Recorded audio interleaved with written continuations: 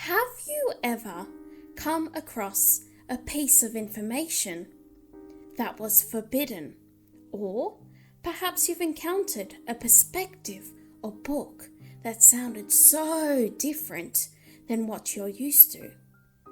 The world is structured in a way where our ordinary lives rarely touch the incredible. But what if that wasn't the case? This is the heart of the brilliant aesthetic movement named Dark Academia. Although the term only became popular in recent years, it has old, ancient roots, found in university libraries and French monasteries. This video explores Dark Academia with a special focus on the Middle Ages. However, I am not removed from the classics or the modern world. There's also an emphasis on travel and places you may like to visit. I also mentioned several novels, including The Secret History by Donna Tartt, The Historian by Elizabeth Kostova, The Name of the Rose by Umberto Eco, Possession by A.S. Byatt, and of course Harry Potter. Spoilers are kept to a minimum. I'm Madeleine Rose Jones, and I help you understand the world through fiction. Subscribe for videos about history, literature, and culture. First, I'll start with an obvious reason why Dark Academia is fantastic. It's ProHumanities. This covers many disciplines: history, literature, theology, languages, archaeology, philosophy, art history, and music theory. Unfortunately, in the 21st century, these are treated as second thoughts or useless, subpar to science, technology, engineering, and mathematics. It seems, from my point of view, that many universities are shrinking their humanities departments, and there is limited funding for research. But these disciplines, whether history or philosophy, are crucial to understanding humanity. That said, you don't need a degree to appreciate them. The humanities are all around us, in our governments, in our friends, in our churches, in our cities, and in ourselves. A core film of Dark Academia is The Dead Poets Society, a brilliant movie that explores the incredible nature of poetry, the beauty found in learning, and the appreciation a man has for a mentor, a friend. It's an emotional movie because at the heart of Dark Academia is an appreciation for learning. But it's not all about learning facts or information. When I majored in history, I read about family life in World War II, Victorian shopkeepers, Australian soldiers at Gallipoli, Italian painters, Russian revolutionaries, medieval monks, European tyrants, Roman slaves, football players, and more. I read all of this and it moved me. This is because the humanities is an incredible emotional experience. You connect with people, civilizations, kingdoms, from the highest echelons to the lowest. If you study literature or religion, for example, you'll encounter something similar. At its core, the humanities is about what it means to live and die as a human being. Dark Academia explores this tension by emphasizing the humanities. A good example is Possession by A.S. Byatt, a novel that won the Booker Prize in the early 1990s. In it, two academics explore Victorian poetry and are brought closer together.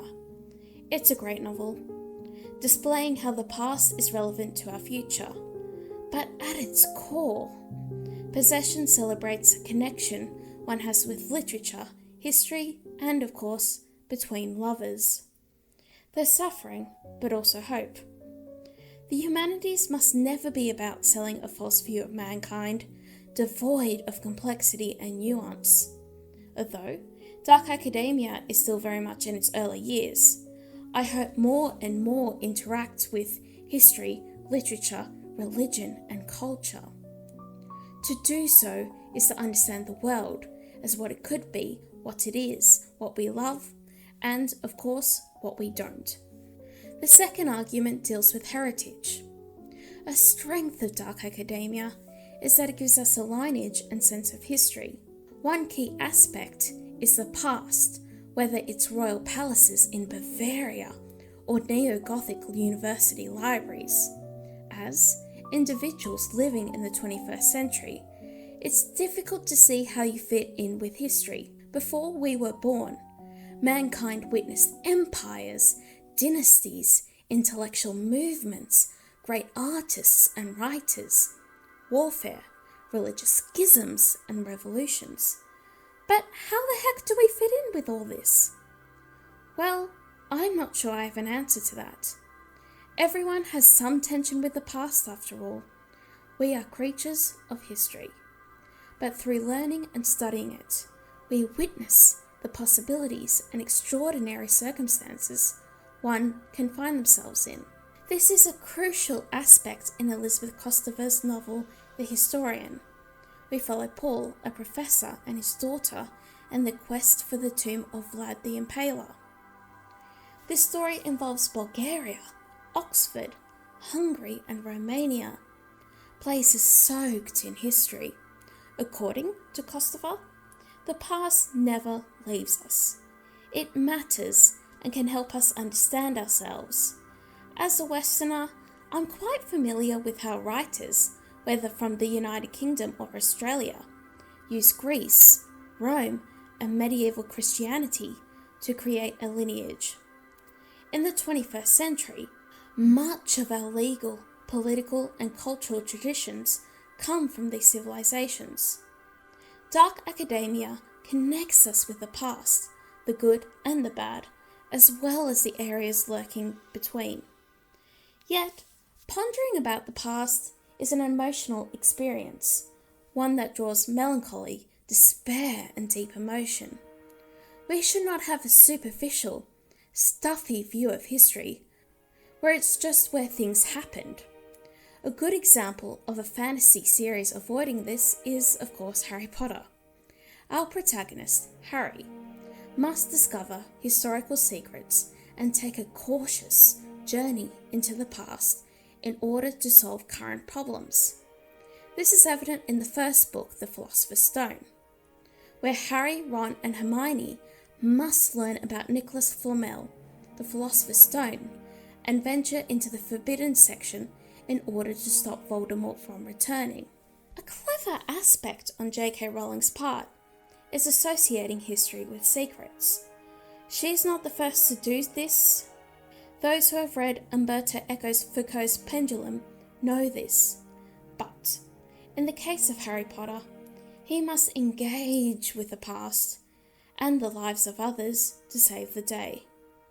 However, it's through this that he forges stronger friendships and feels closer to his parents.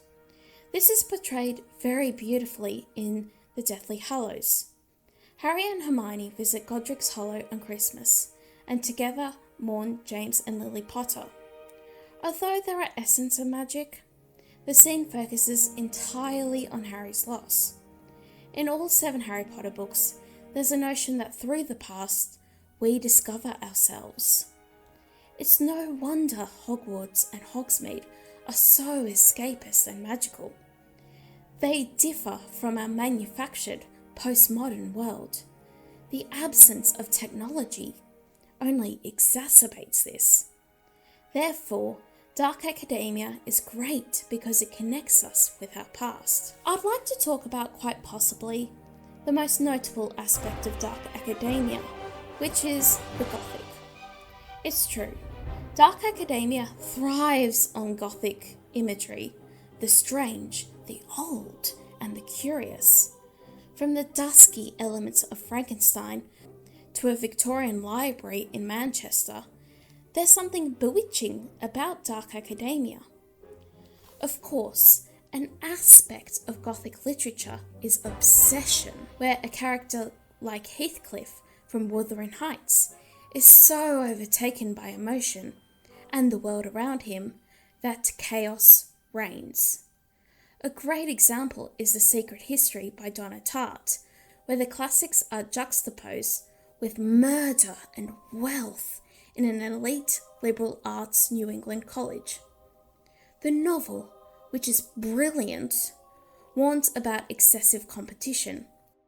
Yet, Tart is not antagonistic towards success, learning, or academic achievement. The Secret History is clearly a well-researched novel, brimming with references to antiquity. The same could be said for Willow Rosenberg in Buffy the Vampire Slayer. She can only learn witchcraft through practice and study, but this means flirtations with dark and sinister forms of magic, as shown in Season 6. However, Willow ultimately finds a way to embrace knowledge and the unknown, while firmly on the side of good. If the end result of dark academia is individuals being their most competitive and elite selves, then that's good. How else can we achieve excellence? We want the youth to study hard, to have interests, and to understand history beyond modernity. However, dark academia does not promise enlightenment. It cautions the danger of excessive romanticism and obsession, as shown in The Secret History. However, those who are curious and possess a genuine interest for knowledge are shown to thrive and develop meaningful connections. This is a focal part of the historian, as mentioned earlier, but it's also part of possession. No discussion of the Gothic is complete without mentioning medieval history. The Middle Ages is often treated as a transition period between late antiquity and the Renaissance, and there are many misconceptions about it. Yet both Harry Potter and the historian rely on medieval imagery, philosophy, science, and literature. For example, much of the lore surrounding Hogwarts and Hogsmeade comes from J.K. Rowling's depiction of the Middle Ages. A famous example are the many references to Merlin. In the next part, I'll mention a novel by Umberto Eco called The Name of the Rose. It's a terrific book if you want greater insight into medieval intellectual history, as well as a good mystery. But it's also a very modern novel, where Umberto Eco responds to postmodern ideas and concepts. Although dark academia conjures imagery of Renaissance libraries, medieval cathedrals, and ancient theatres, it is actually quite modern. Also, a similar event has occurred before in history. During the 19th century, many neo-Gothic buildings were made across the British Empire and North America. A fantastic example is the John Rylands Library in Manchester, England. But many churches, whether Catholic or Anglican, drew on Gothic art styles while firmly in modernity. A favourite of mine is St Mary's Cathedral, located in Sydney. Around it, you'll see skyscrapers and busy city quarters. But within the cathedral, you are treated to stained glass and gorgeous artwork. Dark academia has a similar effect. It offers escapism. It's tempting to judge those who desire escapism into a medieval or classical past. These societies lack much of our modern infrastructure, especially relating to law and medicine. However, dark academia feels our spiritual and emotional needs for connection, a sense of purpose, wonder, and danger. Personally, I take no issue with that. My last point deals with the concept of esotericism, or, as I like to understand it, forbidden and secretive knowledge. In this video, I've given many literary examples, so I'll mention some historical ones, mainly the late Middle Ages and Renaissance in Western Europe. Another one is Tsarist Russia. During the late Middle Ages, magic was represented in manuscripts and in literature, but it mattered to the individuals living in those times. Concepts such as natural magic came into focus, as did the concept of communicating with angels and demons. There were different, diverse types of magic: necromancy, prophecy, alchemy, talismans, sorcery, amulets, and witchcraft. The intellectual climate varied, with some, such as the scholastics, opposing certain types of magic. Although it's easy to point out that no, a magical potion of herbs will not make someone fall in love with you, that misses the point. Medieval and Renaissance magic existed as the fears, desires, and hopes of individuals. It fueled the search for intellectual curiosity, the Philosopher's Stone, and the Holy Grail. Also, many writings about magic will eventually influence the scientific revolution. That said, we do not live in the Middle Ages or the Renaissance, yet our need for secrets to externalize our desires and dreams still remains. There's a thrill in discovering a hidden book, a forbidden secret, or decoding a mysterious land. Even well into modern history, such as the 20th century, this desire remained. A peculiar example comes from Nazi Germany, which had some odd connections with the occult and the esoteric. For example, the Cathars, the group of heretics persecuted by the Catholic Church, earned the interest of Nazis Alfred Rosenberg and Otto Rahn, who ended up speaking favourably of them. It's almost as if the past, especially the eccentric and frightening aspects, never truly leave us. Another society where magic and esoteric ideas lingered well into modernity was Tsarist Russia. During the 19th century, it wasn't uncommon for individuals to take interest with the occult. Although Russia and the world was very much modernizing, you would still encounter horoscopes, astrology, magic shows, seances, fantasy literature, and even so-called magicians. The average person would not fully understand these things, and this only adds to the mystery. Later, in the 20th century, this culture would be portrayed in the excellent novel The Master and the Margarita. An impression I've gained from those who love dark academia is they are quite curious about the unknown and the strange. But it's found in the pages of history, and that is a focal part of dark academia and why it's excellent. As a history major myself, I always encourage others to take an interest. Through appreciating the past, we further understand ourselves and each other. Many dislike dark academia for various reasons, but the main one is that it's too exclusionary and nostalgic. Personally, I do not agree with this. Anyone can write dark academia stories, study the classics and Middle Ages, engage with the humanities, or speculate about the unknown. What I take issue with is when there's a push for inclusivity and diversity at the expense of scholarship and creativity, which sadly I see happen. I made this video because I wanted a positive viewpoint of dark academia, and if you have any thoughts or questions, please leave them below. Also consider subscribing to my channel for more content on history, literature, and culture. My blog, Snowy Fictions, has content about these topics too. Thanks for watching, and I'll see you soon.